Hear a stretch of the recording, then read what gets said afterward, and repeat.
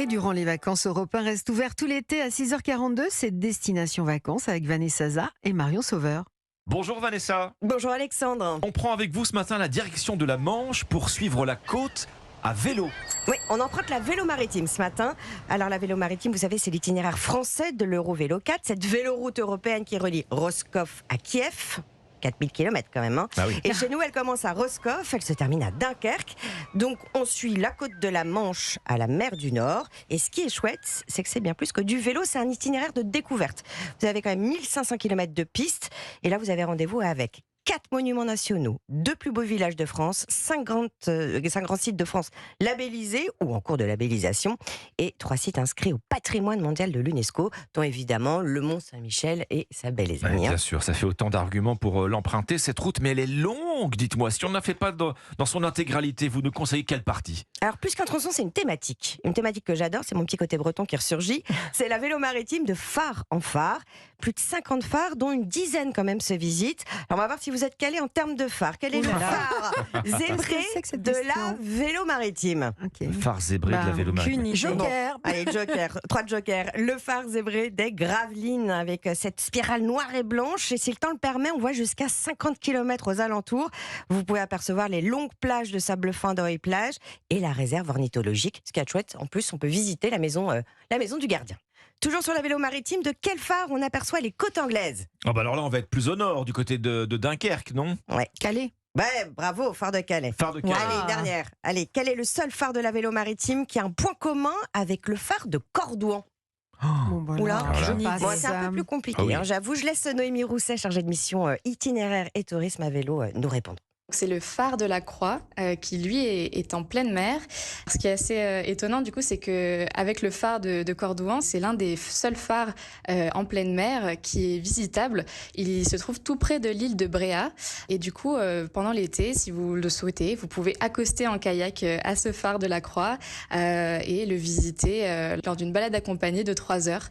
Donc voilà, c'est assez atypique et c'est une belle découverte locale. C'est tellement beau. Vous connaissez Bréa? Mais Vous savez que c'est sur ma top list C'est vrai des prochaines. Alors, Ah je bah. connais un certain nombre d'îles du Ponant en particulier, effectivement en Bretagne. C'est sur ma prochaine. Ah bah allez-y, c'est magnifique.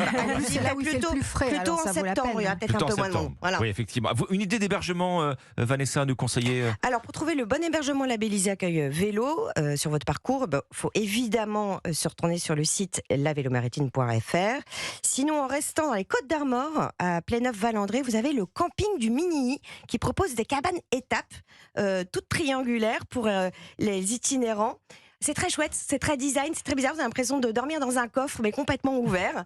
Voilà, et puis tout y est, même un lave-linge. Parce qu'évidemment, sur la Vélo Maritime, si jamais il Ah pleut. oui, c'est utile. Ah ouais, mais c'est pratique. Bon. On n'y pense pas, mais tout est pensé. Quand on est à Pléneuf-Valandré, une brochette de Saint-Jacques, quand même, si possible. Bah oui, oui, C'est évidemment. vraiment la Un région. incontournable. Merci Vanessa. Allez à nous. On se tourne vers vous maintenant. Marion, bonjour. Bonjour. On rappelle qu'on cuisine avec vous le melon toute la semaine. Mais avant de le cuisiner, il faut le choisir. Alors, quelle est votre technique? Alors, je le sens et Oui. je regarde. Je crois que j'avais entendu parler de l'histoire de la queue La du petite melon. queue qui est Ouais. Dressée ou couchée. Il faut que ça ou je soit sais lourd plus aussi, trop. non? Moi, c'est tout à Pas mal. l'odeur. Alors, ça, c'est pas gagné, Alexandre. c'est Il un faut œuf d'abord actif. Ah oui, ça marche en scruter. général. Il faut scruter le melon. Il faut que sa coloration soit uniforme, que son pédoncule, donc cette petite queue, effectivement, se détache. Et au toucher, il faut qu'il soit bien lourd, qu'il soit ferme.